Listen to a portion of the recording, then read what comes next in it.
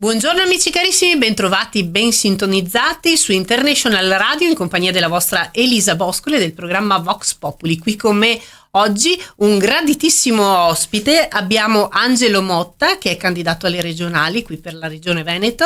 Buongiorno Angelo. Buongiorno a te, buongiorno ascoltatori.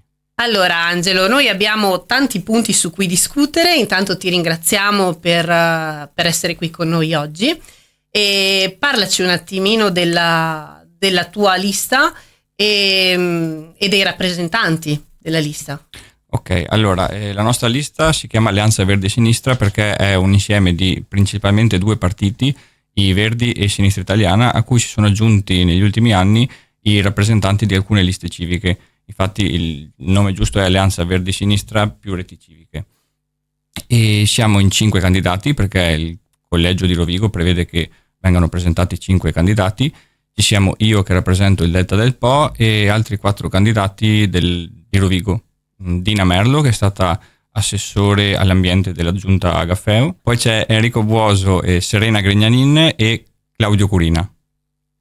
Perfetto, allora tu rappresentante giusto del Delta del Po, tu da dove vieni se posso chiederlo? Certo che puoi chiederlo perché sono orgoglioso di dirlo, io sono cresciuto a Scardovari in una frazione di Porto Tolle e ho abitato a Porto Tolle per 30 anni e ora abito da 9 anni a Porto Viro.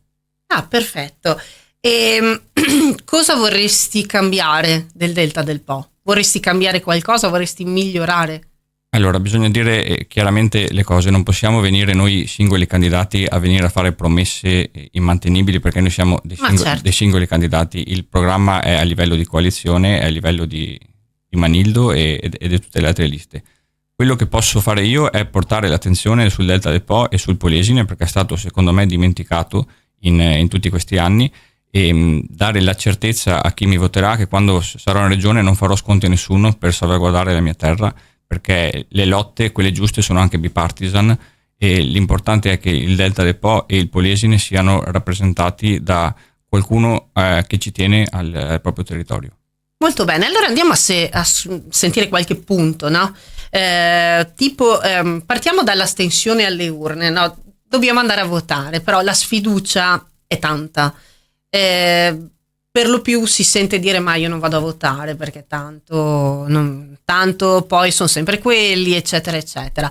Tu come lo vedi? Allora, come la vedi questa cosa? Se ad ogni elezione almeno il 50% delle persone ultimamente non va a votare è un problema grosso, cioè non dobbiamo contenderci i voti tra partiti, ma dobbiamo portare a votare chi non lo sta più facendo.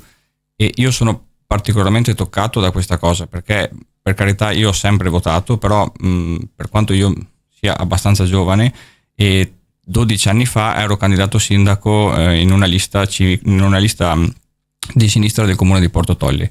Andò male e per 12 anni non ho più voluto sentire parlare di politica attiva, quindi ero totalmente sfiduciato, non da non andare a votare, però ero sfiduciato. E quest'anno io ho sentito che qualcosa è cambiato, è finita l'epoca Zaia, quindi è ora di ricominciare e mi è stato chiesto da un'altra lista di mettermi in gioco, però per coerenza personale, che è uno dei miei cavalli di battaglia, non ho accettato perché se non voto quella lista a livello nazionale è inutile che io mi candidi solo perché magari mi portano in regione. Ho rifiutato e dopo è arrivata la, tra virgolette, chiamata da Alleanza Verdi e Sinistra che ho accettato e quindi avendolo visto sulla mia pelle cosa vuol dire la sfiducia, penso di poter spiegare a chi come me ha vissuto questi sentimenti di tornare a votare perché quello che dico sempre io è se dopo le elezioni il 50% non è andato a votare e ci fosse la possibilità che il 50% degli scranni fosse vuoto, allora avrebbe un senso. Ma se anche il 99,9% sta a casa, lo 0,01 va a votare, quello lì vince le elezioni e si prende tutti i rappresentanti. Quindi non ha senso stare a casa. È vero, ma cos'è che può dare l'input alle persone di uscire da casa e andare a dare il voto? Cioè, cosa diresti loro per convincerle ad uscire e a votare? Allora, per convincerle a votare bisogna capire perché non sono andati a votare. E secondo me vedere campagne elettorali faraoniche con pranzi offerti, con cartelli pubblicitari ovunque. Adesso mentre vai per strada hai la corriera con il simbolo di un politico che ti dice di votarlo e tu non lo vuoi vedere in quel momento lì. E i social network quest'anno hanno tolto la possibilità di sponsorizzare delle pagine politiche, perché non è giusto che la politica ti arrivi addosso se tu non la vuoi vedere. Bisogna capire perché la gente non la vuole vedere e fargliela vedere perché loro interessa. Quindi già non vedere più campagne elettorali faraoniche secondo me va bene, perché io sento sempre dire ma non vengo a vedere la serata, tanto è solo tutto un magna e bivi per pochi intimi. Io venerdì mi presenterò a Porto Tolle e nel mio post di presentazione ho scritto venite già mangiati perché insomma non è giusto, sì. A parte che non li vorrei e non è giusto spendere soldi per niente. Perché quello che dico sempre io è: se uno arriva a spendere 100.000 euro, 150.000 euro per la campagna elettorale, quanti soldi prende quando è in regione? È vero, questo sì, assolutamente sì. Quindi andiamo a votare. Sì. Ok, primo punto molto importante. Passiamo ad un altro punto. La politica, questo mi è piaciuto molto. Politica per vocazione e non per mestiere. Esatto. Allora, io, come dico sempre, un lavoro ce l'ho. Sono abbastanza giovane, nel senso che ho solo 5-6 anni in più del candidato presidente del Veneto Stefani, però la differenza in realtà non è la differenza maggiore che c'è tra me e lui. La differenza maggiore è che io ho sempre lavorato. Io da 18 anni che lavoro, ho fatto in alcuni momenti della mia vita 2 lavori, perché avevo fatto un mutuo sulla casa e avevo bisogno di arrotondare, ed ho un lavoro stabile, sono un dipendente bancario, quindi non ho problemi economici. Certamente. Però ho sempre lavorato, mentre chi fa politica adesso lo fa perché non vuole più andare a lavorare. Stefani sono anni che fa il parlamentare, adesso a Roma hanno deciso chi deve essere candidato del Veneto, non l'ha deciso il Veneto. L'ha deciso Roma, alla faccia dell'autonomia. E vediamo sempre di più i politici che una volta che sono stati eletti, il loro principale obiettivo è essere rieletti 5 anni dopo. Quindi tu lo vedi, loro lo prendono come fosse un lavoro, la politica, ma non è così. Allora, la politica deve essere rappresentanza del territorio e chi ti ha votato, perché tu quando vai su, dovunque sia, che sia il comune, che sia la provincia, che sia la regione, devi sempre ricordarti che sei lì perché qualcuno ti ha votato e devi fare gli interessi di chi ti ha votato. Non devi aver paura di andare contro anche i rappresentanti del tuo partito, perché temi che se no non sarai più ricandidato la prossima volta, perché una volta che sperimenti cosa vuol dire stare 5 anni senza lavorare, campare di politica, ti ricordi che lavorare, svegliarsi la mattina, andare a lavorare è fatica. E non vuoi più farlo. È vero, però se una persona poi meritasse anche, giustamente, uno viene eletto e poi, come hai detto tu, rappresenta veramente chi l'ha votato e fa veramente qualcosa, la rielezione dovrebbe essere quasi automatica. Certo. Dimmi se sbaglio. Allora, però solitamente non è così. Secondo me, secondo l'area di sinistra da cui vengo, 2 mandati sono abbastanza. Fare 10 anni quello che stai facendo ti permette di continuare quello che hai iniziato nella prima legislatura, però quello che dicevo prima, l'importante è fare qualcosa, non venire nel territorio solo sotto le elezioni. Cioè noi a Porto Tolle, Zaia, l'abbiamo visto solo ed esclusivamente sotto le elezioni. È arrivata, dopo magari ne parleremo, la più grande crisi economica del Polesine e Zaia non si è mai fatto vedere. Possiamo parlarne direttamente, visto che abbiamo nominato la cosa. Ti riferivi al granchio blu, giusto? Mi riferivo al granchio blu. Ed è un problema bello grosso. Io quest'estate nel mio piccolo sono andata al mare a Rosolina e non potevi neanche camminare in riva al mare, ma neanche nell'acqua alta 20 centimetri, perché era pieno, dovevi stare attento a dove mettevi i piedi. Sì, allora bisogna chiarire a beneficio dei turisti, perché se perdiamo anche i turisti perdiamo proprio tutto, che il granchio blu quando ci vede arrivare, per carità, si sposta. No, si sposta, però ce n'erano talmente tanti che esatto. E il diventava difficile. Il problema è se tu gli cammini sopra e lui non ti ha visto, che ti... È chiaro. Non si dice graffia, ti pizzica. Esatto. Però al di là di quello, è dal 2023 che il granchio blu è diventato un problema, perché è qualche anno che c'è. Non ce l'hanno portato apposta per fare chissà cosa, come si legge sui social network, ma è arrivato, dicono, nelle acque delle grandi navi che arrivavano da oltreoceano. Quindi è un po' di anni che c'è, adesso si è diffuso perché una singola donna femmina fa milioni di uova di granchio blu, quindi estirparlo è un problema. A Porto Tolle era dal 2023 che si urlava al disastro e la regione non ci ha mai ascoltato. Tonnellate di granchi blu pescati ogni giorno finché la vongola è sparita, e ce ne siamo accorti perché aveva mangiato la semina negli orti, ma nessuno lo supponeva. Ce ne siamo accorti quando ha cominciato a mangiare la vongola grande, ed è diventato il problema perché anche negli orti non c'era più niente. Quindi adesso di vongole, con la forza di volontà dei pescatori, se ne stanno rifacendo. Però Porto Tolle era un consorzio cooperativo che contava 1600 partite IVA, già 600 non ci sono più. Mamma Quindi mia. è come se una grossa fabbrica come la Fiat avesse chiuso nell'indifferenza della regione. Adesso, Ma scusa se ti interrompo, non solo nell'indifferenza della regione, come mi dici tu, ma non se ne sente più parlare. Ti dico la verità. Allora, c'è stato il boom un paio d'anni fa, si parlava del granchio blu, poi basta, cioè silenzio totale nei media.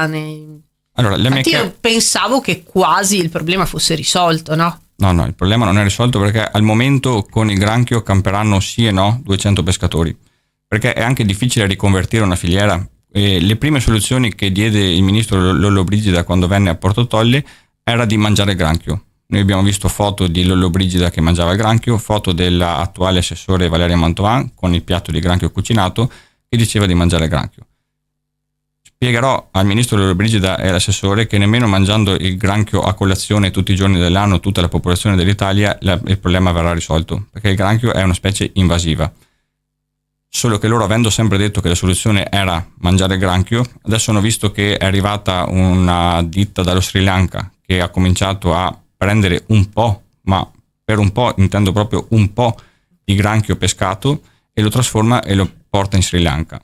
E al di là di quello non dà da lavorare a neanche un pescatore di Porto Tolle, e l'uniche fonti di reddito che arrivano adesso è pescare il granchio, darlo al consorzio, e la maggior parte delle volte viene distrutto, e in cambio si prende un piccolo quantitativo di denaro, insomma. Però tutto questo darà da lavorare a circa 200 persone, prima erano 1600. Caspita. Quindi sì, i numeri parlano da soli. C'è un atto di riconversione di alcune lagune, sempre con la forza di volontà dei pescatori e non con le soluzioni della politica, di fare dei piccoli orti. Però un'area enorme come la Sacca di Scardovari o la Sacca del Canarin o la Sacca del Barbamarco non possono essere tutte recintate per essere difese da granchio. E le eccellenze del Porto Tolle sono la vongola, sono l'ostrica, sono le cozze, non è il granchio blu. Quindi il granchio blu non è un'opportunità.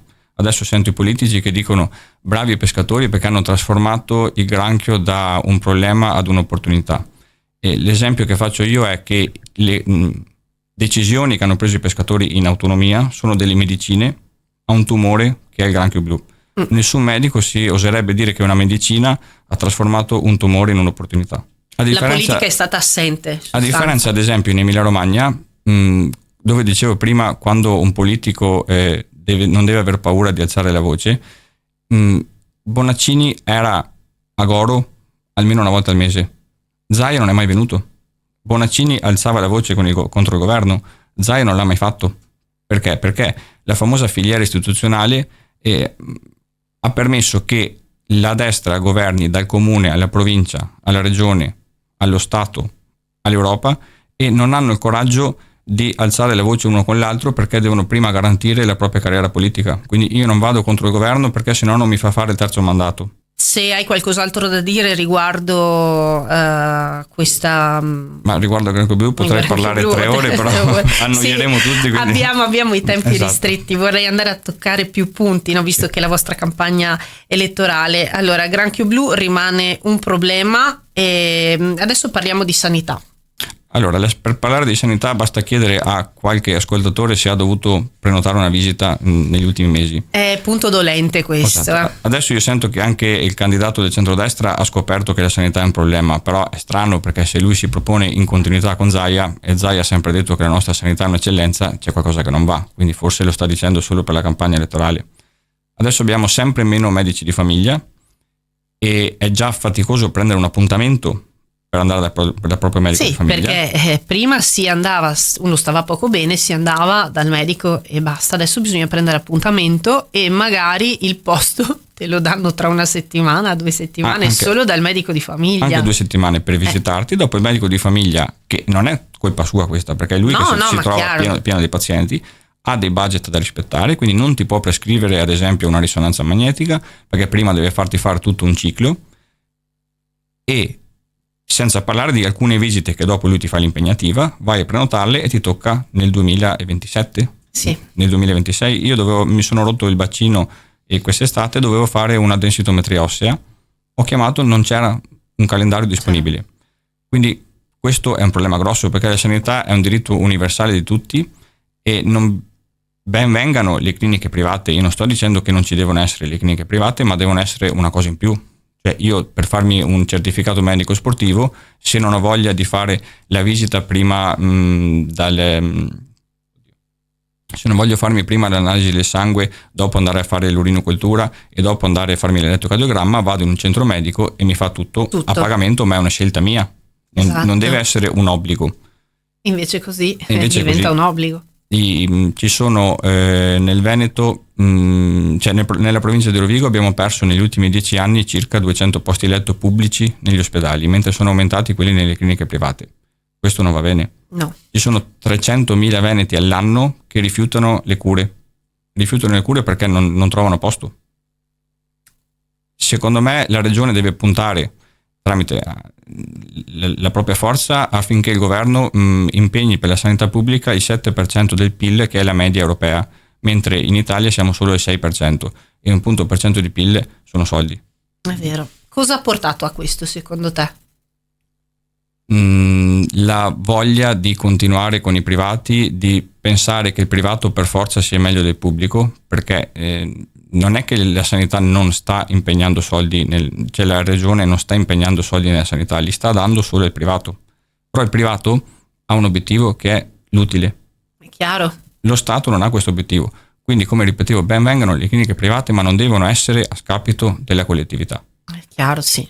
Questo assolutamente, anzi, dovrebbe essere garantita la sanità per tutti, visto che poi comunque paghiamo le tasse. Esatto, è un diritto costituzionale. Esatto, sì.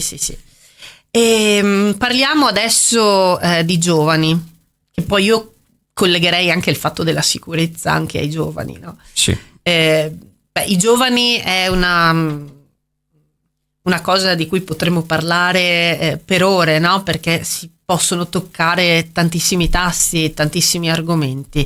E qual è quello che a te sta più a cuore? Allora, il fatto che i giovani se ne stiano andando. La provincia di Rovigo perde 2.000 abitanti ogni anno, molti dei quali sono giovani. Il Veneto perde 16.000 abitanti ogni anno, la metà dei quali sono giovani.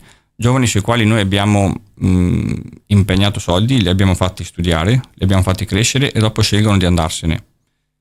Siamo diventati da regione locomotiva d'Italia a regione da cui i propri figli se ne stanno andando dopo aver studiato. Possiamo biasimarli? No. Dobbiamo capire se ne vanno, perché se ne vanno. E se ne vanno perché per andare a studiare, ad esempio, un abitante polesano per andare a fare l'università o abita a Rovigo e quindi è già facilitato, però ci sono alcuni corsi di formazione. Se abita nel Delta del Po, se abita nell'Alto Polesine, non ha trasporti pubblici che lo portino. No, è vero. Da qualche parte. Se deve prendere una casa in affitto a Padova ci sono dei prezzi proibitivi. Quindi o è figlio di imprenditori ricchissimi sì, o se no deve andare a lavorare, e se deve andare a lavorare non ha voglia di studiare. Di studiare, chiaramente. Nel momento in cui lo assumono, comunque in provincia di Rovigo c'è poca opportunità per neolaureati, quindi devono trasferirsi comunque in città con affitti, come dicevo prima, esorbitanti. È di integrare i primi salari, i primi stipendi dei neoassunti in modo da dargli una mano a pagare gli affitti. Sì, certo. E un altro punto è diciamo di metterli in condizione di potersi mantenere e di restare. E di restare. E un'altra cosa importante che vogliamo fare è una card veneta sui trasporti. Non è possibile doversi fare un abbonamento del bus, un abbonamento del tram, un abbonamento del treno. Sono stato a Valencia 15 giorni fa, con 7 euro io giravo tutto il giorno sia in metro che in bus. Abbiamo la Dolomiti Ski Pass che ti permette, pagando una quota, di poter sciare su tutte le piste delle Dolomiti, e non abbiamo una carta che ti permetta di prendere tutti i trasporti pubblici del Veneto. Serve anche un patto tra le università e le aziende, come ha fatto l'Emilia Romagna. L'Emilia Romagna ha creato la Motor Valley, la valle dei motori. Noi dobbiamo fare in modo che le aziende e le università abbiano un dialogo continuo per selezionare i giovani e dargli dei posti di lavoro con stipendi accettabili. Sì, anche questo è un problema, perché se gli stipendi solitamente... Cosa me ne faccio di 2 lauree se dopo devo andare a lavorare a McDonald's? Giusto, è vero, verissimo, è anche degradante per i giovani. E parliamo di sicurezza, che io andrei a collegare anche ai giovani, sì. Perché ultimamente se ne sono sentite di ogni, anche soprattutto nel nostro territorio, di queste anche baby gang, chiamiamole baby gang, sì. Ecco. E a scapito di ragazzini, baby gang che se la prendono con ragazzini magari poco più piccoli o della stessa età, e quindi un genitore dice: ma cavolo, si fa problemi anche a far uscire 2 ore al pomeriggio il proprio figlio, perché si può incorrere in qualcosa di poco piacevole. Tu questa cosa come la vedi? Allora, le baby gang in realtà sono anni che ci sono, però secondo me abbiamo fatto finta di non vederle, perché preferivamo dare la colpa della sicurezza agli immigrati. Adesso ci siamo accorti che anche i nostri giovani fanno danni e compiono reati, e bisogna capire perché si riducono a fare questo. Per noia, perché non hanno niente da fare. Non è più come una volta che uscivi, andavi a giocare, andavi al parchetto, andavi al cinema. Ora per noia si mettono a fare tutto questo. Quindi ok, fare uno stato più sicuro, quindi aumentare i vigili, aumentare le forze dell'ordine, però bisogna capire qual è il disagio giovanile che gli permette di mettersi a fare cose che noi non avremmo mai pensato. Giusto, però sì, aumentare anche le forze dell'ordine, sono d'accordo anch'io, è chiaro, però poi si rischia di vivere quasi poi in uno stato di polizia, no? Figurati, no? esatto. È anche brutto, no? Perché si gira per strada e tutte ste pattuglie dappertutto, e uno insomma si sente anche un po', non so, un po' fuori posto. Sì, infatti dicevo, la soluzione è anche quella, ma è anche quella solo perché fa sentire più sicure le persone, non perché sia una soluzione. Perché, come però non è prima, il problema va la soluzione è capire, affrontato alla base. Esatto, è capire il problema. Io personalmente abito a Portoviro e tutti dicono: ma Portoviro è diventata la patria dei marocchini, non riusciamo a camminare per strada. Io questo problema non lo vedo. Io sono un podista, corro a qualsiasi ora e non ho mai avuto questo problema. Il problema sono le baby gang e i marocchini o gli extracomunitari che fanno danni. Quelli che delinquono. Però il fatto di vedere un marocchino che cammina per strada per me non è un problema. Per me il problema sicurezza è la sicurezza sul lavoro. Un ragazzo di 29 anni con dei figli che muore sul posto di lavoro, non torna a casa, quello è un problema. Il problema sicurezza è quello di arrivare a fine mese. Io dico sempre, quando andate a fare la spesa, che ormai 1 chilo di formaggio costa tanto come 1 chilo di carne, e un sacchetto minuscolo della spesa vi costa 100 euro, che in quel momento fuori stiano camminando 5 marocchini, 10 marocchini, 25 marocchini, a voi cosa cambia? Il problema è che dovete pagare quel sacchetto della spesa e dovete pagarlo minimo altre 4 volte nel mese. Secondo me, appunto, oltre alla percezione di insicurezza che c'è nelle persone, dobbiamo andare a fargli capire se quello in realtà è il loro principale problema. Perché secondo me la gente adesso spara contro la sicurezza perché è diventata una moda, però non si accorge che il problema reale suo è dover pagare la bolletta da 800 euro del gas, dover fare la spesa, non avere soldi da dare ai figli per andare in giro, che dopo per noia cosa fanno? Distruggono. Le televisioni nella stazione, come hanno fatto nel Padovano, fanno cose che non farebbero se noi fossimo in grado di farli divertire e di farli svagare. E io ti do altri 5 minuti, 3 minuti, quello che credi tu opportuno per aggiungere qualcosa che a te sta a cuore. Adesso io ti ho fatto delle domande, però magari c'è qualcos'altro che tu vuoi aggiungere, vuoi far sapere ai nostri ascoltatori che ritieni importante, insomma, per la tua campagna politica. Allora, io posso spiegare come è nata la lista Manildo, come io ho deciso di farci parte, perché come dicevo prima sono 12 anni che sono fuori dalla politica. Per tornare a metterci la faccia ho deciso di prendermi un impegno e di guardare chi è il candidato presidente che andremo eventualmente ad eleggere. L'ho ascoltato, l'ho trovato una persona capace, preparata, che non fa promesse, cosa di cui la gente è stufa, che ha saputo riunire molte liste diversissime tra di loro. La nostra coalizione va da Rifondazione Comunista a una lista centrista. Tutte le persone che sono stufe di questo Veneto, che non è più un'eccellenza. Dopo 30 anni ininterrotti di centrodestra alla regione, secondo me è giunto il momento di cambiare, di darci almeno la possibilità di provarci, perché quello che dico è: se secondo voi va tutto bene, fate bene a votare il centrodestra. Io non mi sto rivolgendo a queste persone, io mi rivolgo a chi come me pensa che ci siano 1, 2, 3, 5 cose che non funzionano, e di darci la possibilità di provare a farle continuare, a cambiarle. E come dicevo prima, sono stato a Valencia 3 settimane fa, e Valencia è una regione come il Veneto governata dal centrodestra, mentre lo Stato è governato dalla sinistra di Sanchez. E un anno fa a Valencia ci fu un evento catastrofico che fu la Dana, quindi persone alluvinate e morte, e il presidente della regione qualche giorno prima aveva fatto un post negazionistico sul cambiamento climatico. Aveva detto: sta piovendo, ma non preoccupatevi, è solo un po' di pioggia, questa sinistra che